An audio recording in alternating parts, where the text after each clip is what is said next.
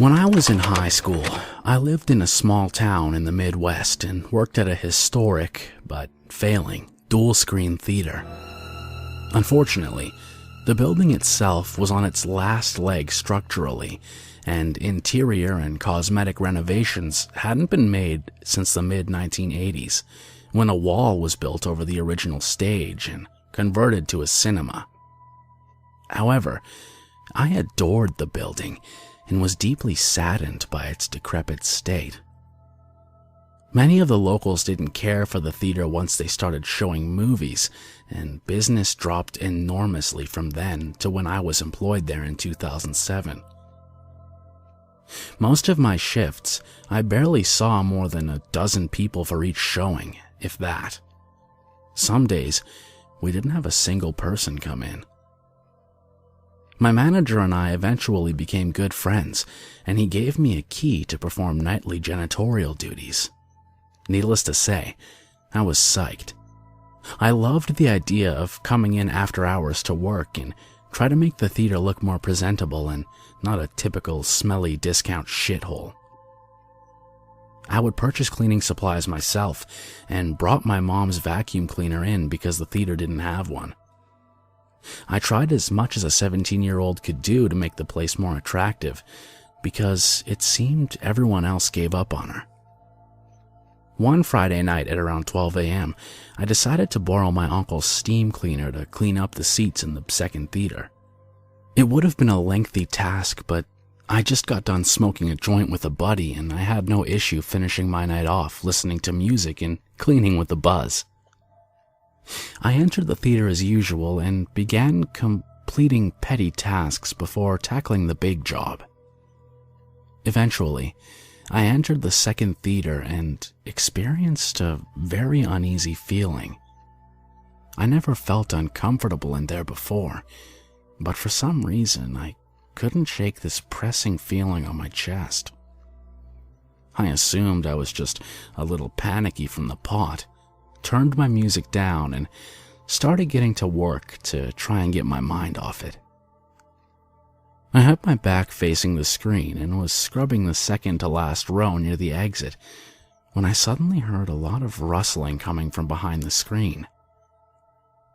This didn't come as much of a shock to me, considering that we had some pest issues in some of the storage rooms behind the screens.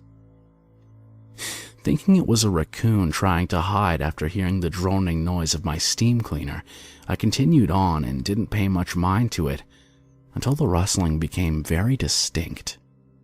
Whatever the noise was, it was coming from under the screen, inside the large metal grate that leads to the stage behind the screen, and it was big. I turned my cleaner off and stared at the grate, partially frozen in fear, and continuing to reassure myself that it was a raccoon, or maybe even a dog or something. The noise became more prominent, and after what seemed like hours had elapsed of me just staring at the grate, trying to determine what the creature was, the metal grate made a slow and ominous screeching noise as it was being pushed out from the inside. I continued to stare in intense fear as I witnessed what came tumbling out. A nearly bald head with a couple strands of gray, dirty hair greeted me before an old, naked woman absolutely covered in dirt, insects, and blood came crawling out on all fours and looked at me directly. She paused as she was fully out and forcefully grinning at me with her toothless mouth. I'm not sure how much time went by, but I honestly felt like my feet had melted into the floor. I truly thought I was hallucinating. The way she was positioned like that seemed unreal, and although I was terrified, I think I was more perplexed by her contour. She was a character from Silent Hill I hallucinated, and that was some really bad weed. This was the thought playing over and over again in my mind, until she started crawling very quickly towards me without saying a single word, maintaining her grin with her head cocked back and her sagging breasts bouncing back and forth, hitting her bloody arms and smearing dirt and blood together. At that moment, I felt urine starting to come out, and I jumped over the last 2 rows of seats. I still can't believe I did that in one leap, and ran as fucking fast as I could to the exit door in the front lobby. I could hear distant shuffling as I slammed the door behind me, locked it, and ran to the police station, which was just a couple buildings away. I gave them the key, called my manager, and told him I wasn't going back. The woman who crawled after me, according to police, was a homeless, schizophrenic meth addict who decided to take up residency under the screen after managing to enter through a small opening from the outside of the building. When they arrived, she was crawling around in circles in the lobby, grunting manically like an animal.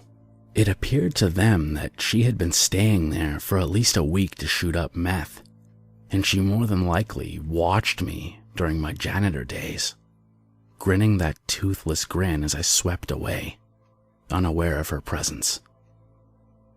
It was definitely the absolute scariest moment of my life, and needless to say, I stopped coming in by myself to clean up. Since then, the place is closed and is completely boarded up.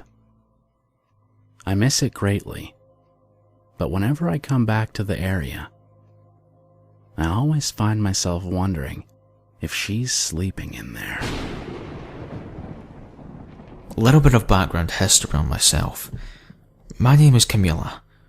I'm 21 years old, and this happened to me when I was 14 and my parents were out of town visiting my grandmother, who was very sick.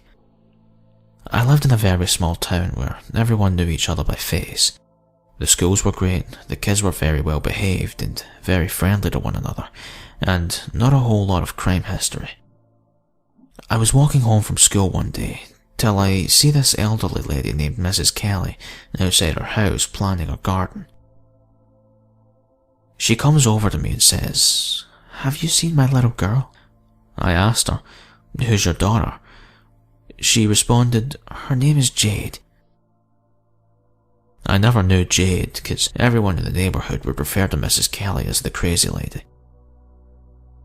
One night I was supposed to go to a sleepover at my friend Danielle's house, until I heard my dogs Gigi and Brett barking and growling furiously. I peeked out of the blinds and saw Mrs. Kelly standing at my front door. I told my older brother Sammy, since he was 16 at the time and the only person that kept an eye on me. I told Sammy what happened, and he goes to the door and sees Mrs. Kelly, and he politely asked her to leave. Sammy brought Mrs. Kelly home, and everything was great for the next 4 days. This one night will forever haunt the shit out of me. Me and Sammy fell asleep in my room because I was terrified of the dark when I was younger, and he slept on the floor while I was in my bed. I had a sick feeling that someone was in my house, and I poked Sammy and said, "I think someone's in our house. Can you check it out?" He said, "Alright, Camilla."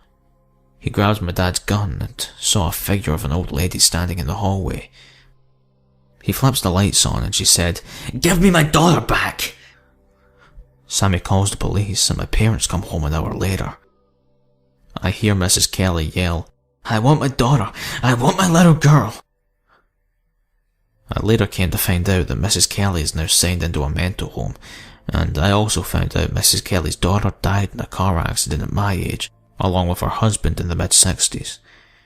I felt sorry for the old lady, but the fact she thought I was her daughter was terrifying. I hope I never have to encounter stuff like this again.